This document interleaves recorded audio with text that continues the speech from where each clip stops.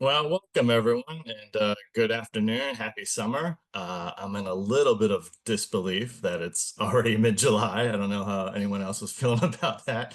But my name is Patrick Morgan. I'm a fellow for Civic Design at the Lindy Institute, and thank you for joining us for Urban Strategy in the Present Tense. It is a webinar series from the Lindy for Urban Innovation, powered by the Lindy family and in partnership with the Westphal College at Drexel University.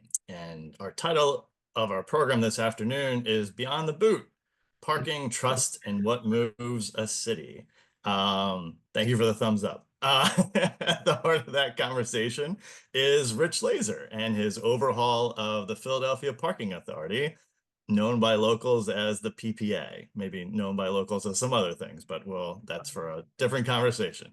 But I also want to focus on Richie really as a public doer, one of the, get stuff doners, probably in the Get Stuff Done Hall of Fame, really an accomplished public professional known for working citywide across many municipal spaces. And today we'll explore some of the new ways of working, technology, and engagement being used to address long-standing operational and citywide challenges. We'll also take a closer look at how infrastructure, labor, and public safety intersect in daily city life. Really from smart city initiatives to neighborhood blight. We'll touch on recent changes at PPA under Richie's leadership and explore how this city agency is really reinventing itself to build trust and improve engagement. And if you think about it, parking touches us all in cities, and especially here in Philadelphia. It's part of the shared experience. It's part of the shared spaces of urban life. It's always topical. In fact, I don't know if anyone noticed that today the Inquirer has a parking simulator. Has anyone tried it? Richie, I'll call you out. It's probably unfair to call you out. But let us know in the chat if anyone's tried it. I'll have to admit, I was 100% until I parked on grass, ironically in Fairmount Park. You should know better than So I that, think I Patrick. came in at Sorry, like I'll say. 90%. I don't know how you did, Richie. I got a No, couple. I do, but like I gotta call the Inky. I got a couple tickets. Couple on the All first. right. All right. Again, I was doing it on Oh, my phone too, right? So yeah. I'm gonna blame, the eyes of a 46-year-old. So Rich Lazer has served the executive director of the Parking Authority since 2022. At PPA, he is leading efforts to modernize operations through smart city technology, reducing congestion, and improving neighborhood level quality of life. He brings 2 decades of public sector experience, including his tenure as deputy mayor for labor, which is where I had the pleasure of working with him, where he served as the city's chief labor negotiator and oversaw labor relations for a close to 30,000 person municipal workforce. Rich played a key role in major city initiatives such as the $400 million Rebuild Program, which is investment in parks, rec centers, and libraries, and the Worker Relief Fund. His work currently extends to regional coordination with SEPTA, the Philadelphia International Airport, and the Port Authority. So before we start our conversation with Rich, I just have 2 quick housekeeping notes. The first, for the best experience, please set your screen to speaker view. And 2, throughout the conversation, we encourage you to share your thoughts and questions in the chat. We'll bring some of your questions to Rich in the final 10 minutes or so of the program. So Richie, again, thanks for doing this. And I just thought leading off, we can, we've known each other for a few years now. Yeah, definitely. And you've had a bunch of leadership positions across the public sector, including city council to working, like I kind of said up top, with all the municipal unions overseeing labor relations for the city's very diverse, very involved, muni workforce as deputy mayor for labor. I was really wondering, like, given all that experience, what is something that travels from your work time across those various public sector roles into now? Yep. And how is being executive director of the PPA different from anything you've done before? Yeah, no, I think when I started, I was an intern at LaSalle University going to my freshman year, and I ended up interning in Councilman Jim Kenny's office. And I started out doing constituent service work. and from potholes to helping folks with their real estate taxes, from and anything that folks that call the office, because in municipal government you're like the first line of kind of government to help folks, whether it's a city issue or even a federal or state issue. So I think kind of cutting my teeth in the constituent service work has really framed kind of why I love public service. And because you're at the end of the day, you're here to help the citizens and the folks that you serve in government. And then kind of led from there to doing it from there. And also, as you know, working with Councilman Squilla before he was a councilman, kind of taking over and running Burke Playground and helping see as the Friends group. So all kind of getting into that is what really made me love public service. And then, going into the deputy mayor labor role was a lot of fun because I got to kind of shape that office. That there really wasn't an office of labor at the time when we came into the mayor's office in 2015, 16. So I got to kind of create this new office for worker protections and labor negotiations and the whole process around prevailing wage and how do we treat workers in the city. I think that was key for me. And then in that role, I really got to work with the PPA, work with the port, work with SEPTA.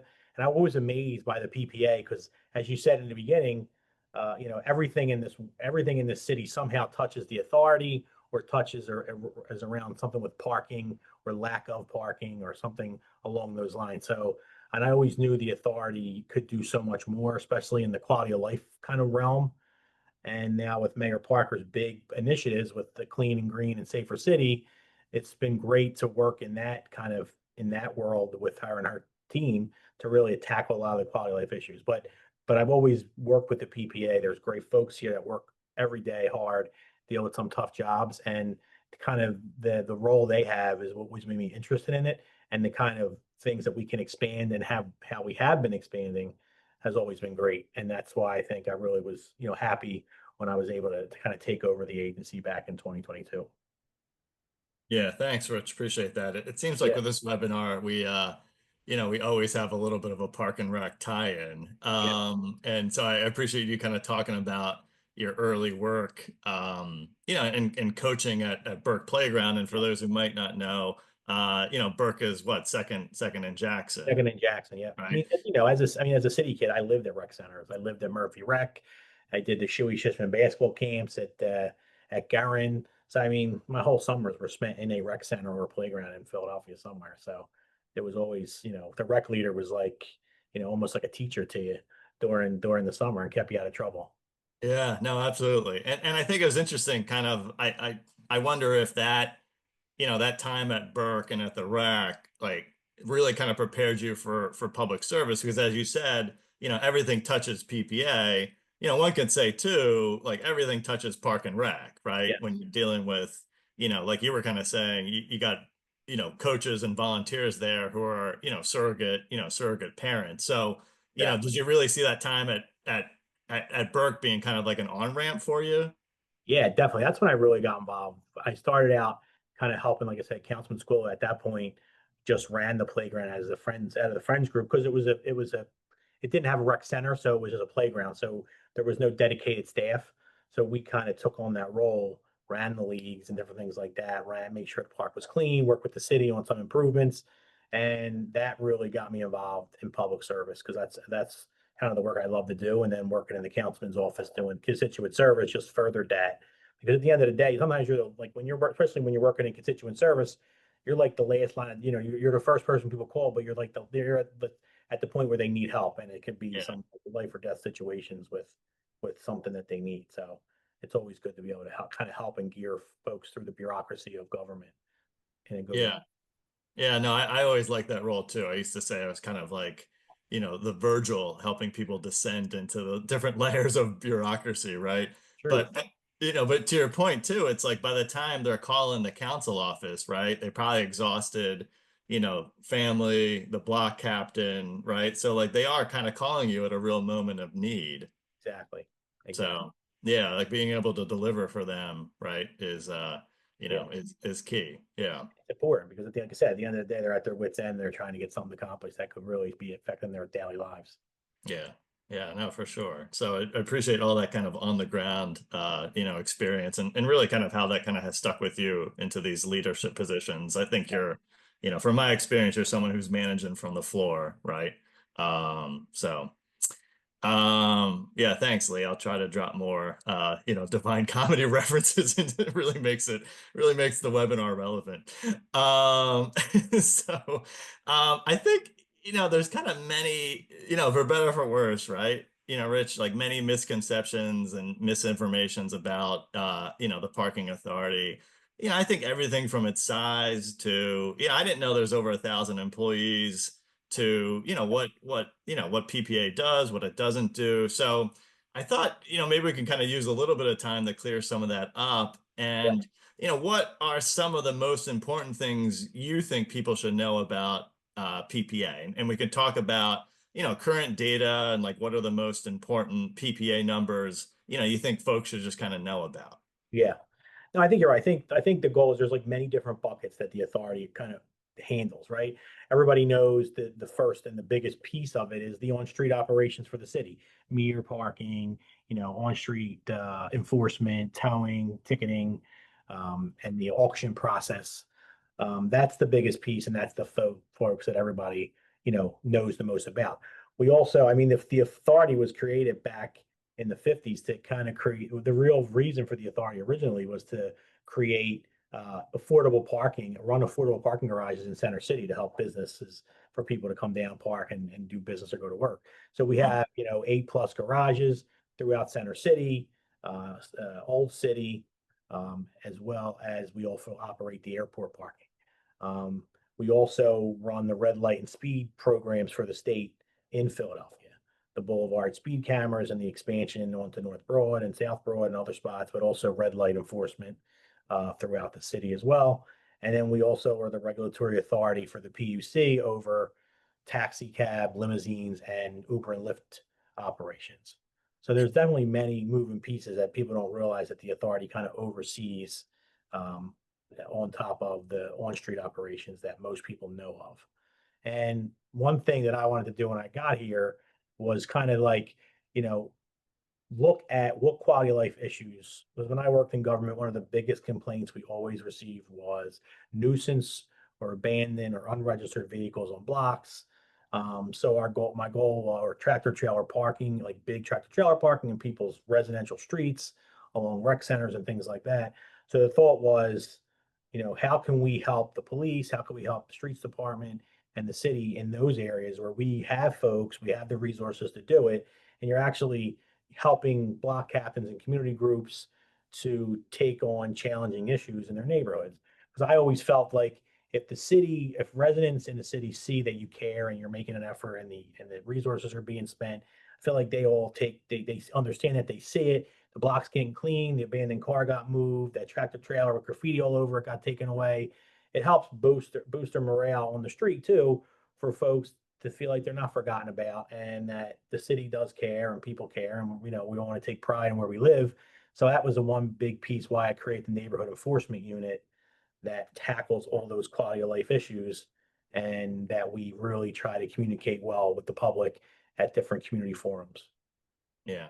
And I gotta imagine too, and I have another question kind of later on, but I Yep. gotta imagine too, like it's a morale boost too for the frontline staff, right? Because I can't imagine like they like, well, maybe some do, but like, they don't want to do the enforcement function all the time either, right? No, exactly. I love going out and to working with community members and different police districts and block captains to tackle these types of issues, nuisance auto shops and where people are dumping cars, and like I said, tractor trailer enforcement, things like that. We go out, we do a lot of work with L&I and the police department to tackle these issues in different neighborhoods.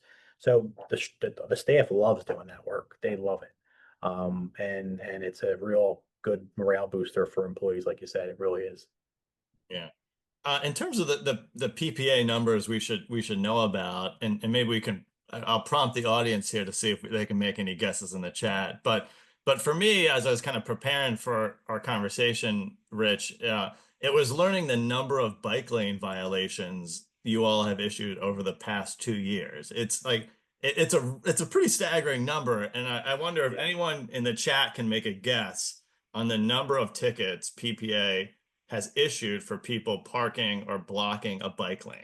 I'll say the closest to the number of tickets gets a free tote bag and an at-home edition of the webinar, which neither of those things exist. But all right, 5,000, that's a good guess.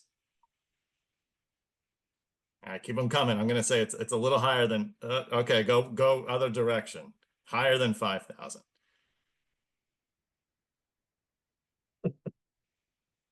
And Rich, you're not eligible. All I right, we're can't. getting closer, Yeah. Eli. All right. All right, we'll do one more guess and then I'll just give you the answer, right?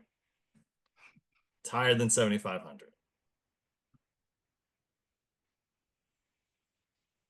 All right. Well, we got close with some of the guesses, so good job, everybody. But the answer is 12,735 tickets for people who have been parking, in a bike lane, which I think also gets back to, what you were saying about, quality of life, right? Right, Yeah. Rich?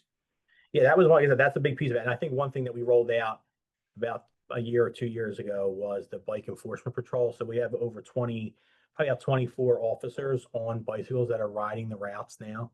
I think, we want to make sure they're clear and that folks are moving. So the goal is we actually have PEOs on bicycles that go out and handle these themselves while they're riding the routes. So it's real time. And then we were working with Philly Bike Action. We had a meeting. We had a meeting a few months back with them, and they created this app that they're getting out to folks that feed into our smart sheet system, where you can fill out for issues where there's blocking of lanes in different neighborhoods in the city for us to be able to enforce. And it helps us track our kind of where we're going to have patrols and where we're seeing kind of high violation amounts in those areas. And then we also want to help educate residents and folks because it is the curb, what the curb is, right? It's a tight, it's not getting any bigger. It's been what it was for all these years since Philadelphia's been around, and a lot more folks are using it for different things. So that there's a balance, but the number one goal around all this is to make sure people are safe, and that when they're using the bike lane, when they're crossing the street, when they're walking down the street on the pavement, that it's obstruction free and it is safe for them to get around. And that's kind of the mantra and what we kind of push around with our enforcement officers to make Yeah. sure that these places are safe for people to travel. Yeah, and like you said too, Rich, it's shared, right? Yeah, Like we're not getting any more, we're not getting any more curbs, right? We're not getting any more, parking. And like as you kind of said up top, like everything touches, PPA or parking. And I think, one of the misconceptions, at least from my take, I think you're trying to overcome is around, PPA revamped to more helping people with their lives and yeah, not being an impediment to their lives, right? exactly. I mean, we have over 300 enforcement officers citywide that go out and, you know, Wow. doing the enforcement throughout the city, whether it's in center city and neighborhoods. And the one thing we really there's a big training on customer service and how they work with the public. And a lot of times you'll see, you see, interactions where somebody's mad because they got a violation. But the other day we get a lot of emails, folks that reach out to us because one of our PEOs help somebody unload their vehicle, or one of those PEOs help the person use the app and make sure or show them where to park where they weren't going to violation. So, I mean, like I said, the life of this place is the employees, and the PEOs work extremely hard, and we want them to be treated with respect, but we also teach them to treat folks, the folks in the public with respect. Because at the end of the day, we're public servants and we serve the public, and we're enforcing the laws that are on the book. So Yeah. it's a tightrope, but we do it the best we can, and treat people with dignity and respect is the key. Yeah, no, and again, it's never going to be an interaction from an enforcement perspective that someone's going to particularly like, right? Exactly. But it does kind of I sense kind of analogies to that constituent services work, right? That kind of frontline work, right? Exactly. That you were kind of talking about, up top. And, really in some ways they're, whether you're a resident or whether you're a tourist, like they reflect the city, right? Exactly. And that's why I So say that a lot of times when we get incoming PEO classes, one thing I always say is like, other than police and firefighters, we're one of the most recognizable uniformed folks out yeah. in the public. We are. People know the symbol, know kind of what our folks are doing. So other than those two, we're probably that third or fourth one of recognizable, public employees out there. So we need to carry ourselves and be respectful, but also we would hope to be treated with respect as well. Yeah, yeah, no, for sure. And they're on foot too for the most part, Exactly. right? They're So working, they're walking miles a day in whatever weather, cold, rain, heat, and we're affording. And a lot of times, like I said, it's about keeping the pavements and sidewalks clear. It's about keeping the ADA ramps free and able to access the buses safely and ride the bike lanes safely. That's the goal, and that's kind of the whole like mission behind what we do. Yeah. No, thanks, Rich. I mean, I think we talked a little bit about this, but maybe we can go a little bit deeper. And in your 3 years or so now in leadership, again, we've kind of talked, we've hit on it. The authority is taking on a leadership role. Much more focus around improving quality of life in neighborhoods, and that includes things we just talked about, like giving people spaces back. Getting cars out of bike lanes. You mentioned the towing, the nuisance, in abandoned vehicles. This one's my favorite as a youth sports coach, right? But cars parked on ball fields, right? Yeah. Working to increase traffic flow, and again, I think generally just trying to make the city, better, a little bit nicer. And I think, listen, you're doing so well, Rich, that you're a Philly Twitter meme, right? I don't know if you've seen Right. it, if you know about it, right?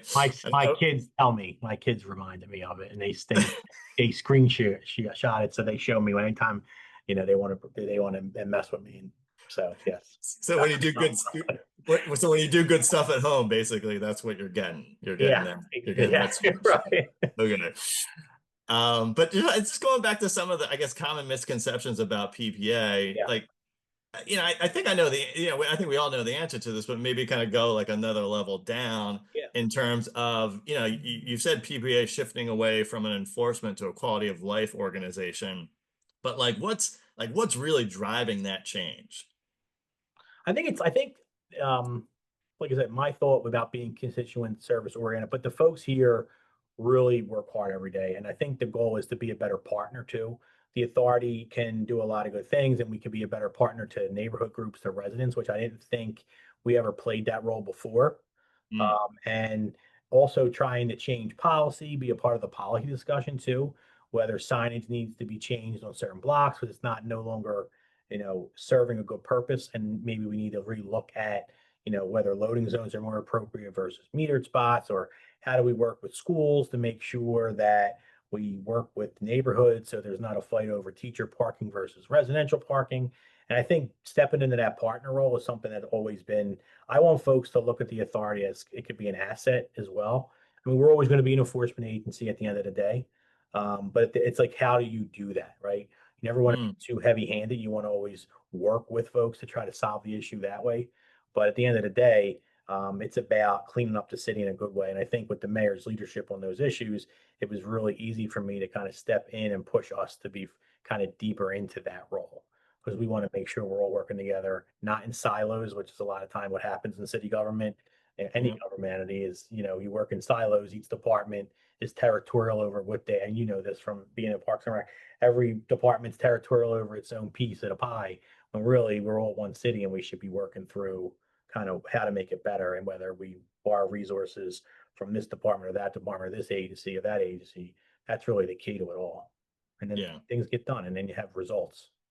Yeah. Yeah, no, for sure, Rich. And I think so it sounds like it's less of kind of a shift, right? And it's more about, like, to what you said, right? It's always going to be an enforcement org Yeah. or enforcement function, but it comes down to like how you do that, Right, and right? how do you interact, right? How do you Yeah. interact with the public? How do you interact with different stakeholders?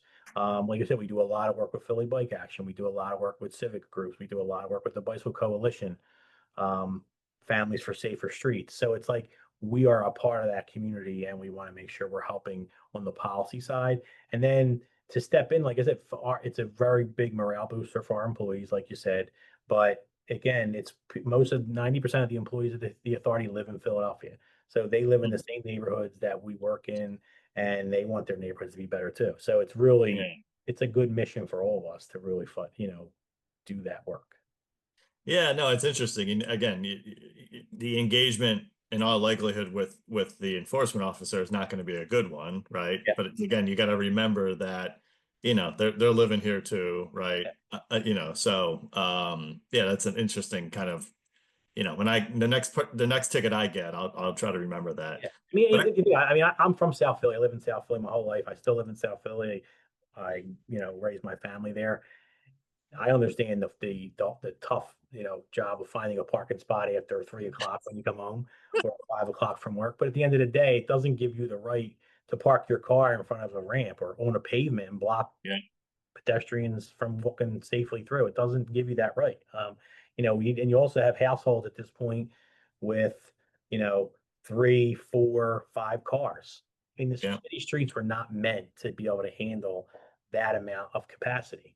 So at the end of the day, you can't take over places or spaces that were meant for pedestrians and different modes because you don't have anywhere to park. And I know it sounds, but I come from the craziest parking capital of the world in South Philadelphia, and I'm born and raised there, so I get it. But doesn't mean you can, do those other things to impede on people's safety. Yeah, no, for sure. And I think this kind of idea of this shared space and shared experience, right? I think, from what I'm hearing is kind of it's core to the kind of the quality of life kind of aim, right? Mhm. Obviously, safety paramount, but then again, like the fact that we're all in a dense city, right? Yeah, And the city streets are being really transformed in real time, not just by ever evolving tech, whether it comes to deliveries, ride share, like AI vehicles, but you also have like the other side of that at the same time, like people's expectations are just increasing as they're yes. looking for just more and more public space to come together. Especially when Philadelphia is one of the most walkable, if not one of the most walkable cities in America. So we need to continue to promote that.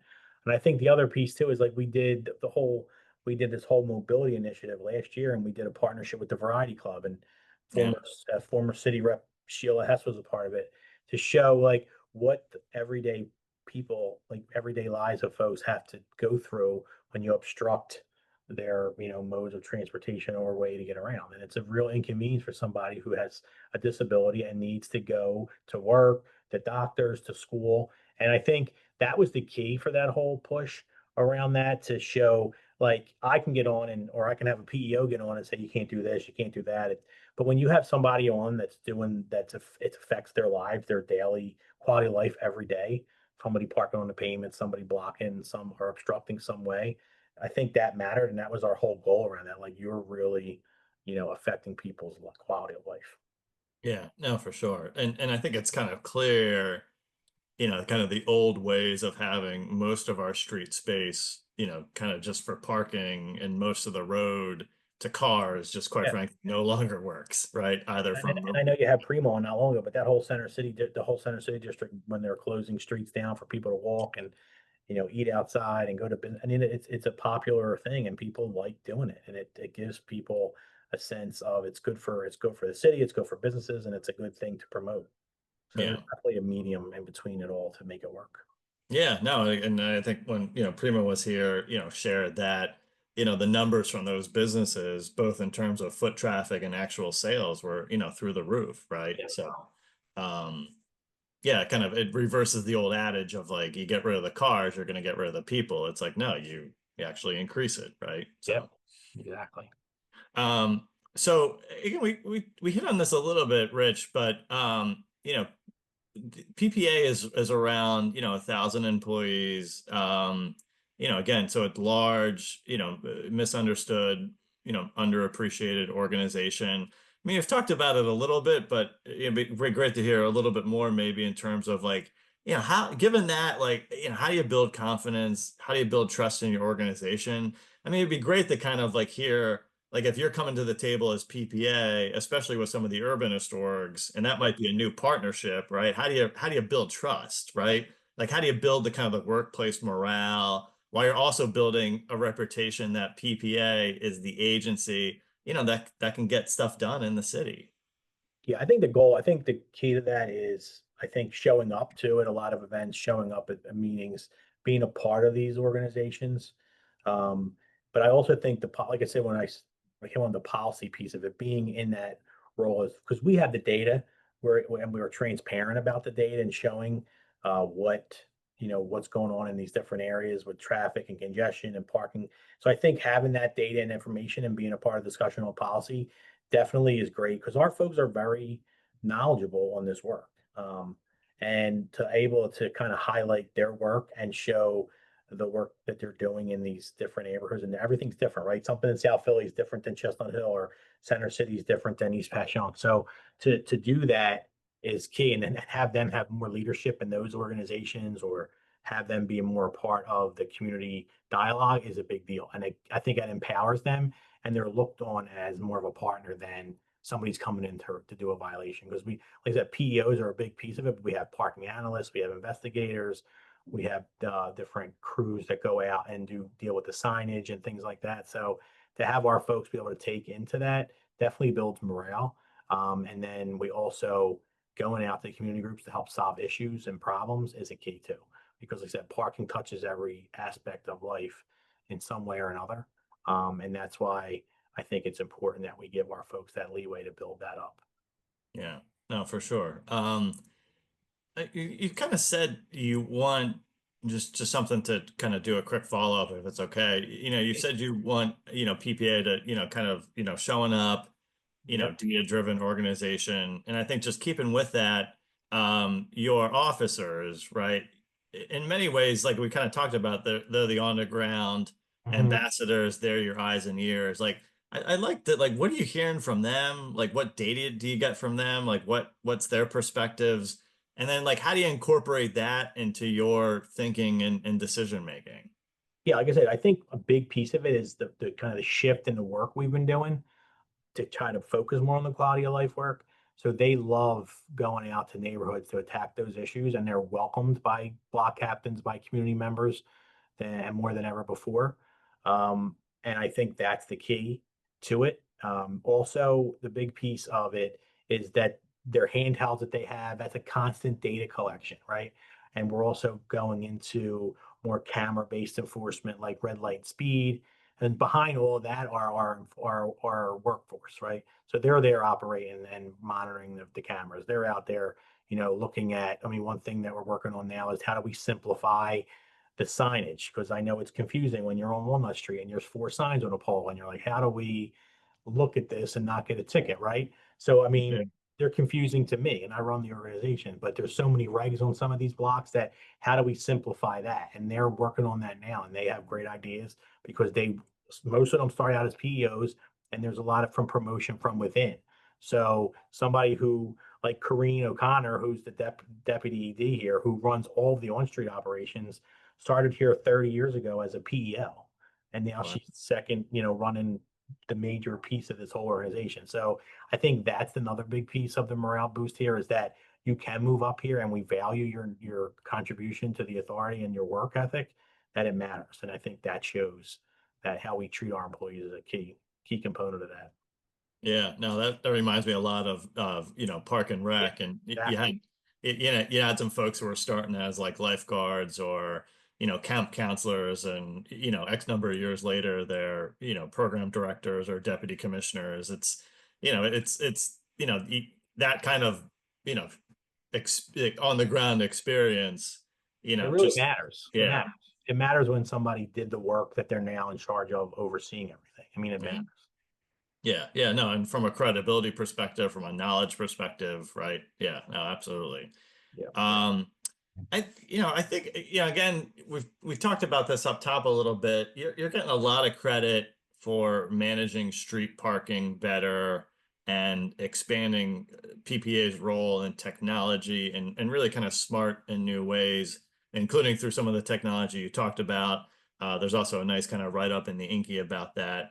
Mhm. And I'm not, listen, this question, I want to be careful with this question. I'm not saying we're getting congestion pricing in Philly anytime Right. soon, right? But Rich, you're a solutions guy. Like, what do you think it could or would look like to have congestion pricing in Philly? And listen, we could probably spend the entire webinar just unpacking this thing, but maybe just riff a little bit about like, what would it look like? What could it look like to have congestion pricing in Philly, given that you're a solutions guy? Right. I mean, what we're experimenting now with the smart loading zone enforcement, which is camera based. It's kind of like an easy pass type system. So I would similar Mhm. think that it can that. So what happens is you pull up, and our goal is to move. We want loading zones to be. There should be more loading zones in the city, and we're working with Otis and Streets on that. And the the kind of the automotive system that we're using, smart loading zones, camera based, easy pay. To think of an easy pass. You pull in, you don't have to do an app, you don't have to kind of go up to a kiosk. It reads the plate and it charges the plate automatic. And if you're over time, it'll issue a violation through the mail. But the goal is to turn over spots, right? You don't want people double parking, blocking up lanes because that then adds to congestion. It makes, the SEPTA buses now 15, 20 minutes behind because Walnut Street's is as a parking lot. So I think having these different technologies will help move traffic quicker in a safe way, but make sure that people aren't idling and sitting in these loading zones for hours at a time and just let it go. So I think that's the key. The bus enforcement we're doing with Hayden AI is working well. The goal behind that is to have buses travel to get through the route quicker, to get folks from A to B quicker. And that's starting, and hopefully in a few months we'll have the data that shows that the SEPTA buses on those routes are moving. So I think that, I mean, not that that is congestion pricing, but it's getting to the moving traffic, not having people idle in traffic lanes and double park and turnover with the loading zones and the system that we have in place there. So I'm hoping, because both of them went in place around the same time, so Yeah. hopefully in 6 months. I mean, right now the smart loading zones that we have are pretty much on Chestnut,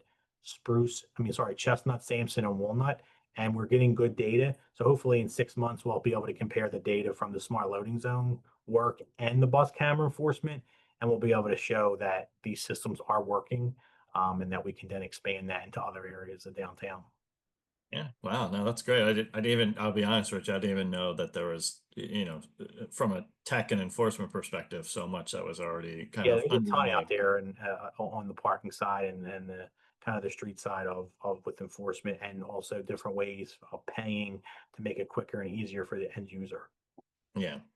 Yeah, and I also think kind of a question like that, like what would it look like to have congestion pricing in Philly? Like, do you think it could also be a way to inform, a shared and broad transportation vision, like a more shared and more broad Correct. transportation vision, and maybe even like new ways to kind of fund such a vision, right? Yeah. Well, one thing we're working on, it's exciting. We didn't roll it out, but we've been working on it for the last like 4 months with a company where we're GIS mapping all of Center City from right now, pretty much from, I want to say, Bainbridge to Spring Garden, from river to river, um, Wow. to kind of GIS all the assets, make a open source map. But also, what it does is it'll take the data from all our uh, systems. So smart, Park Mobile, which is the app that you kind of pay to park with, Flowbird, which is the kiosk, Automotus, um, and it'll take that data and it'll feed it through a system that'll be able to see real time or as close to real time as possible parking data and usage data on the screen so anybody can look at it. And that's the goal, is to see real time data, and then we can look at dynamic pricing in different ways for us to be able to better manage parking in real time ways. So that's exciting. We're hoping to roll that out in the next month or so to kind Oh, of wow. show the public that this system's out there and it's real data coming in as you're looking at it. And that would be kind of like open source, like Yeah, if we'd I'm open source. understanding it. We have everything on our open source page. You'll be able to see all the data real time, and then and you'll see every sign we have.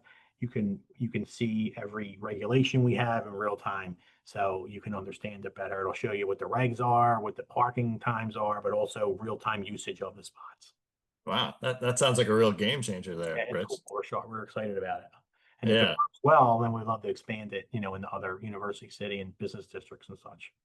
Oh, okay, so it would be kind of focused in Center City, Yeah, it sounds like. we're rolling out in Center City now, and then we can bring online other parts of the city. Yeah, no, that makes sense. Yeah, it's Uh, exciting. I'll I'll sign Mount Airy up. I have no authority, no authority to do it whatsoever. But um, I think I'm kind of trying to keep an eye on the chat, and we got a lot of great questions in the Yeah, chat. So I want to make sure we have time for that. So yeah, I'm probably gonna, do one or two more if that's all right, yeah, Rich. Um, and I think this is kind of stepping back from things here. So you've moved really big things at the city level. We've kind of heard a lot about, what you're trying to do with PPA, and obviously folks who know you kind of know, all your experience before PPA, and you kind of shared some of that as well. I'm curious, kind of like as someone who's kind of moved big things, right? I'm curious how you see kind of recent thinking from folks like, Derek Thompson, Ezra Klein, the guys who wrote Abundance. Yeah. You also have Mark Dunkelman, who wrote Why Nothing Works. Little plug, Jake Blumgart has a really kind of good interview with Mark a few weeks back. But, they all kind of argue that distrust, past abuses of power, too much bureaucracy have kind of made it nearly impossible for government to get big things done. Like, do you agree with that assessment? And like, do you see a path forward for how we can come together and, just tackle big challenges again? Yeah, no, I think you could definitely listen. Bureaucracy is something that definitely dissuades people from wanting to tackle big issues. I think it dissuades people from wanting to get involved in government. I think the goal is here, and I think like I said about the authority, like if I lived in the box of what the parking authority is, it's okay. We're going to go out. We're going to write violations. We're going to enforce on-street parking and kind of do our thing, right? At the end of the day, we can't all live in the silos that are or protect our piece of the turf, and I think the goal is you have to be able to kind of break through that, and that's the biggest piece of it, right? Or if you get the no from, oh, we can't do that. Well, why? Well, that's because that's the way it's always been done. Well, that doesn't mean that just because that's the way it's always been done doesn't mean that's the way it has to be done now, right? And I was reading a book Bill Clinton wrote, and it's like you want it when you take something over, when you get involved, you want to leave it better off than when Yeah, you came in with it. So I yeah, think that's the piece. You got to break through that old kind of thinking of it's just the way it is. Well, it's not acceptable, and you got to push through it.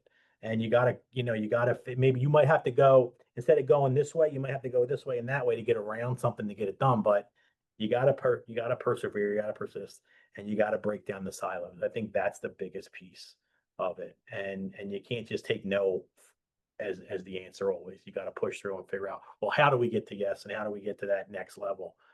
Give me some options. I think that's the key. yeah. No, and when you kind of say those things, Rich, it kind of silo busting, GTY and or getting the yes. It reminds me of what you were saying up top in terms of it feels like it's very similar to like that constituent services work, Yeah. right? Because the constituent doesn't care, right, if that ain't your thing, right? Right. The constituent doesn't hear like, well, maybe we'll get to that, right? Right. Like, they It's not our job not to say, all right, here's the number to the streets department to give to the constituent. Our job is that we represent the constituent to whatever department, and we got to break through kind of they don't, at the end of the day, the constituent's not going to care how you got it done. They just want you to try to help them and show you, they don't want to see the whole mess behind the curtain, but they want you to kind of help them get to where they need to be. And that's the goal of what we're supposed to do in government is help the public. And it's never going to be the easiest thing in the world, but we need to break through. And you can't just you just can't say, oh, well, that's the way it is. Well, that's not good enough. Yeah. Yeah. No, South Philly ain't gonna accept that, right? Yeah, not at all. Not at all. I mean, do you think it's also, Rich, about kind of finding the right balance? Because you can, it's and when you're talking about, we're kind of thinking about what congestion pricing looked like, it reminded me of like incremental wins that kind of add up to Exactly. big wins, big things. Like, so do you think some of it is kind of like the incremental wins, kind I of, agree. I think you're 100% right. I think if you certain issues you got to approach differently, and you can't just rip the band-aid off all at once and just shocking all people, right?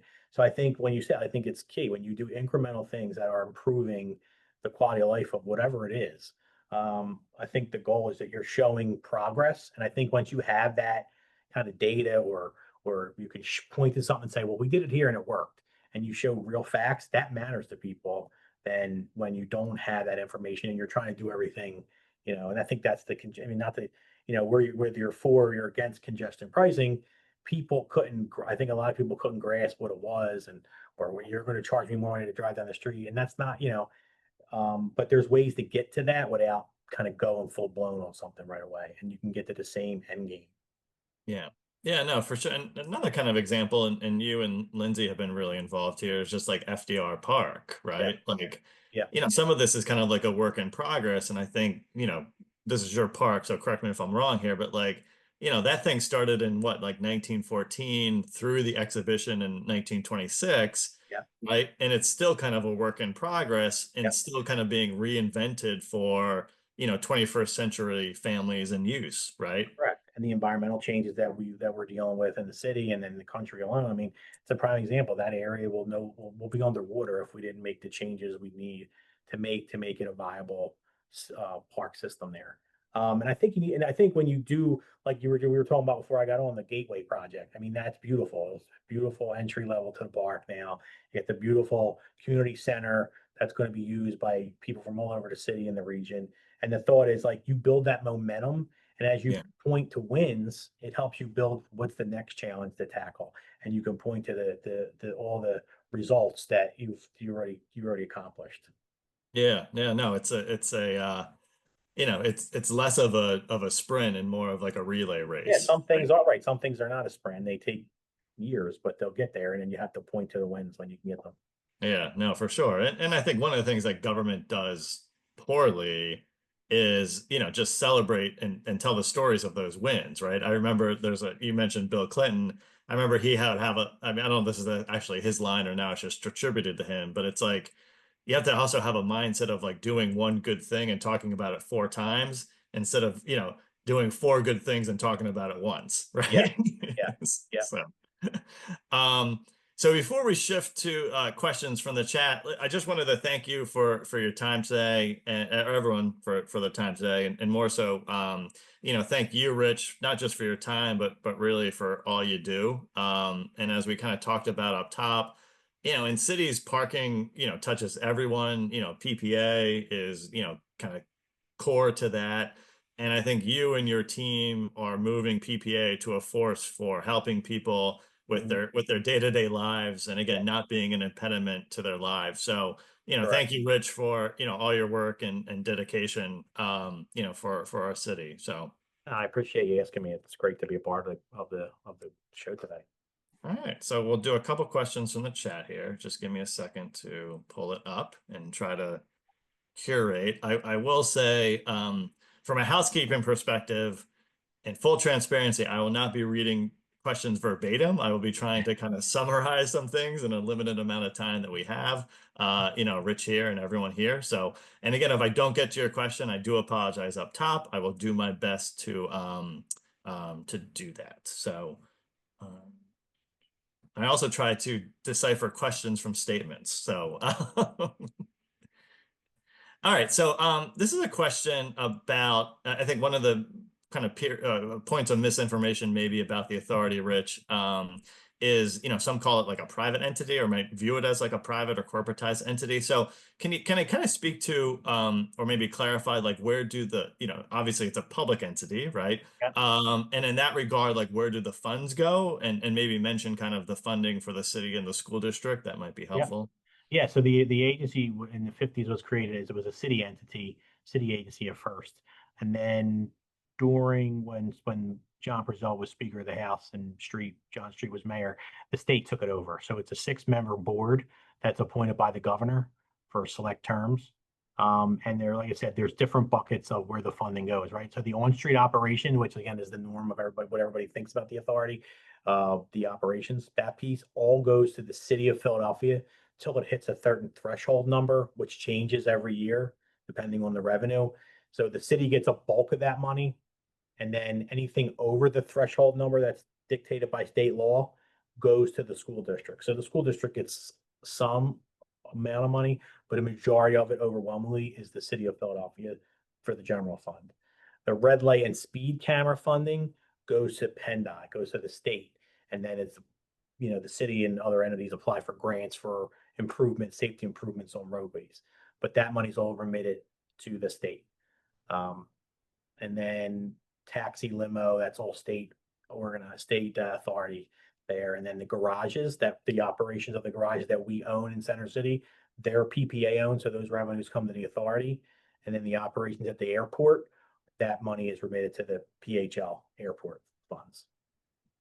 But it is a state entity appointed by the governor. Great. Thanks, Richard. Yeah, That's cleared up a lot. I remember in my misspent youth when I got more parking tickets, I'd always just be like, it's for the kids, right? So, yeah, yeah. um, question about, again, I'm trying to kind of condense some things here for the sake of time. A question about how to report kind of neighborhood enforcement issues. This might be more of a 311 question, but maybe post it or maybe frame it more around, nuisance cars, things like that. And then how many tickets do you typically, or how many violations do you typically have for those kind of like neighborhood enforcement issues? So we usually, for the neighborhood enforcement piece, so if it's truck parking, in residential, meaning like tractor trailer parking, those could be, they all ticketed and towed right on the spot. Same thing with unregistered and nuisance vehicles and vehicles that don't display a tag. They all could be ticketed and towed on the spot. And I'll drop in the chat. We have on our philippark.org, there's a, where you can, to our sheets where you can apply, report all that. I'll put that in the chat. So you can see where you could do that. And it tells different entities, whether it's mobility accesses, which is the bike lane enforcement, ramps and blocking ADA ramps, parking on the pavements, and then there's tractor trailer enforcement and then nuisance vehicles. So I'll drop that in and you can report all that to this page. And we get that all in real time, and then we'll dispatch a PEO out to those sites. Great. Thanks, Rich. Yeah. Appreciate that. Okay, keep going here. Oh, Brandon has a question. Again, I'm going to try to, just for the sake of time, I think we talked about this a little bit, but Brandon's questions about um, kind of the tension between you know uh, kind of people in cars, right? And he was curious about PPA's perspective on pedestrianization in Philadelphia, and more specifically, separated bike lanes. I don't know if that's something that you want to kind of weigh in on, Rich. Yeah, I know we've been working with the Bicycle Coalition a lot in Harrisburg for parking protected bike lanes, because I think having that barrier, Mm, I mean, the delineators do separate the lane from traffic. But I think having some barrier between the bicycle lane and traffic lane is the safest for folks. And I think we've been working, like I said, with advocates in this, along with Otis in the state, to get that done, to get that approved. So you have that barrier. But I think protected bike lanes are the best way to protect folks that are using them. Again, will be out there, we'll enforce, but I do think that, some type of barrier that separates the two is definitely the safest. yeah, oh, for sure. I would agree with that, Rich. Although it does make parking outside of Franklin Square just confusing for me, but Yeah. that's my own issue. I'll figure it out one day.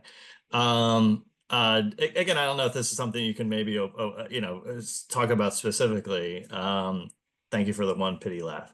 But are there any streets you feel are kind of too congested, and would be maybe better better kind of utilized by just kind of fully pedestrianizing them?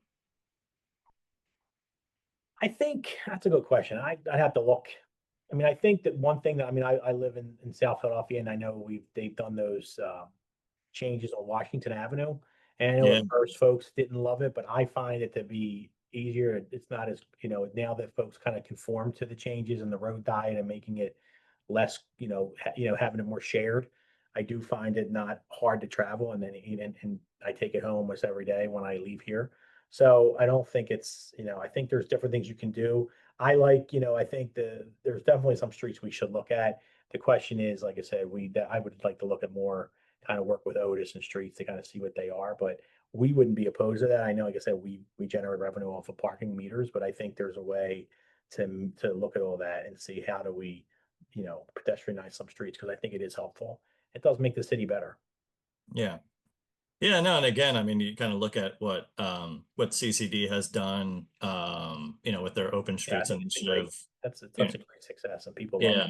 Yeah, even going back to like the Philly Free Streets. I taught my kids how to bike on, King Drive when, it was closed, right? Because it was just a long stretch where, they can kind of safely just learn how to bike. So, Yeah, and there's, like I said, maybe there's some stuff there's something around like the national parks work. I know I've seen some plans with some pedestrianization of some streets down that area where you have large amounts of folks and a lot of green space, and you always want to add on to that by looking at different ways to use the street. yeah, no, great. Thanks, Rich. Appreciate that.